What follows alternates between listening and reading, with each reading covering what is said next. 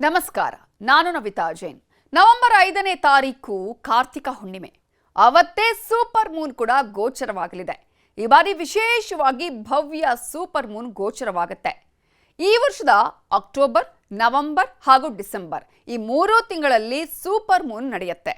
Already October ಅಲ್ಲಿ ಈಗಾಗಲೇ super Moon ಕಾಣಿಸಿಕೊಂಡಿದ್ದು, ಅಕ್ಟೋಬರ್ 5ರ ಸೂಪರ್ ಮೂನ್ ಭೂಮಿಗೆ ತೀರಾ ಸಮೀಪದಲ್ಲಿ ಅತಿ ದೊಡ್ಡದಾಗಿ ಕಾಣಿಸಿಕೊಂಡಿತ್ತು.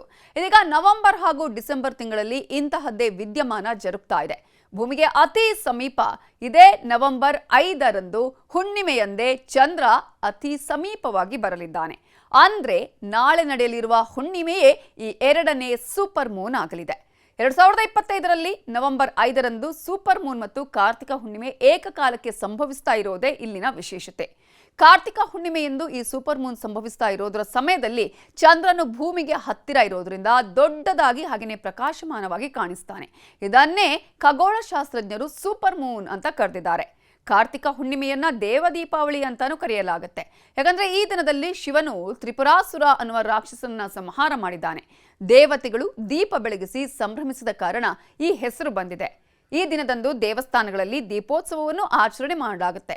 ಹಾಗಾಗಿ ಕಾರ್ತಿಕ ಮಾಸದ ಈ ಸಂದರ್ಭದಲ್ಲಿ ಒಂದ್ ಕಡೆ ಕಾರ್ತಿಕ ಹುಣ್ಣಿಮೆ, ಮತ್ತೊಂದ್ ಕಡೆ ಸೂಪರ್ ಮೂನ್ ಗೋಚರಿಸ್ತಾ ಇರೋದು ವಿಶೇಷತೆ.